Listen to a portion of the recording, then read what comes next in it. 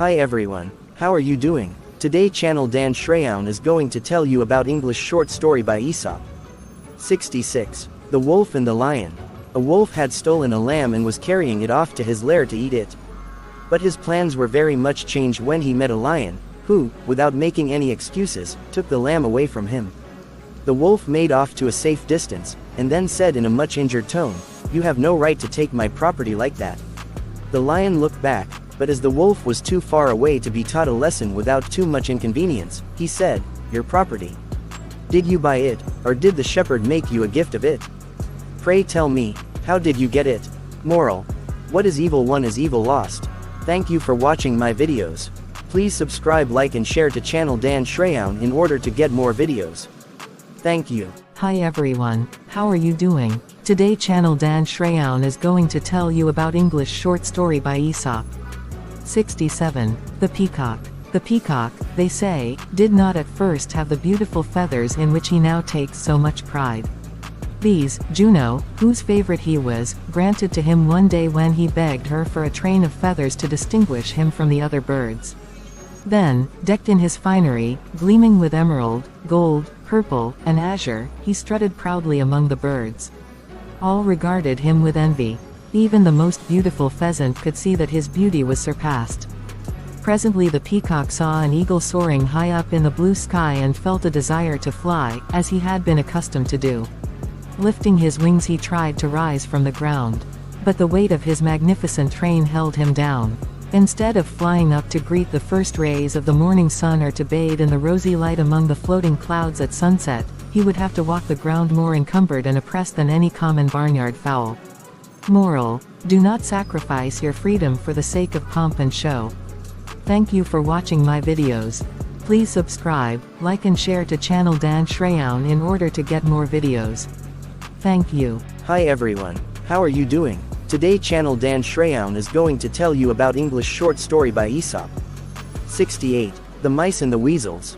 The weasels and the mice were always up in arms against each other. In every battle the weasels carried off the victory, as well as a large number of the mice, which they ate for dinner next day. In despair the mice called a council, and there it was decided that the mouse army was always beaten because it had no leaders. So a large number of generals and commanders were appointed from among the most eminent mice. To distinguish themselves from the soldiers in the ranks, the new leaders proudly bound on their heads lofty crests and ornaments of feathers or straw. Then after long preparation of the mouse army in all the arts of war, they sent a challenge to the weasels. The weasels accepted the challenge with eagerness, for they were always ready for a fight when a meal was in sight. They immediately attacked the mouse army in large numbers. Soon the mouse line gave way before the attack and the whole army fled for cover. The privates easily slipped into their holes, but the mouse leaders could not squeeze through the narrow openings because of their head dresses. Not one escaped the teeth of the hungry weasels. Moral: greatness has its penalties. Thank you for watching my videos. Please subscribe, like and share to channel Dan Sreyoun in order to get more videos. Thank you. Hi everyone, how are you doing? Today channel Dan Sreyoun is going to tell you about English short story by Aesop. 69. The Wolf and the Lean Dog. A wolf prowling near a village one evening met a dog. It happened to be a very lean and bony dog, and Master Wolf would have turned up his nose at such meager fare had he not been more hungry than usual.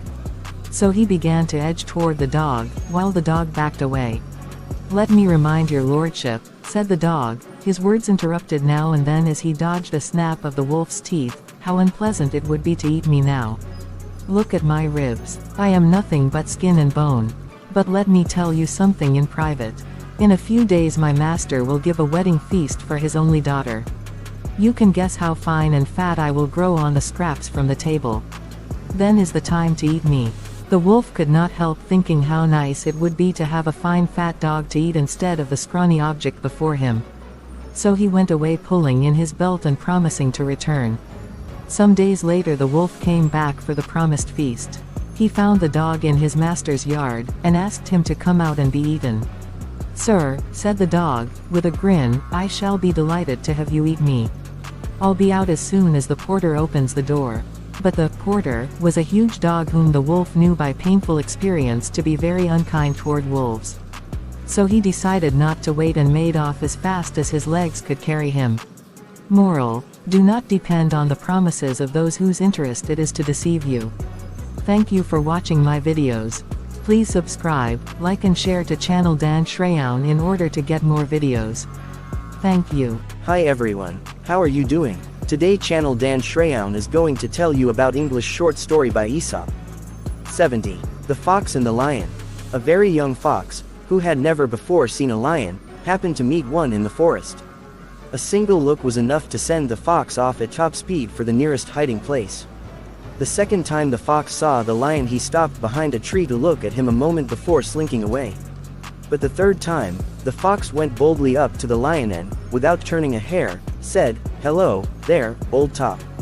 Moral: familiarity breeds contempt. Moral: acquaintance with evil blinds us to its dangers.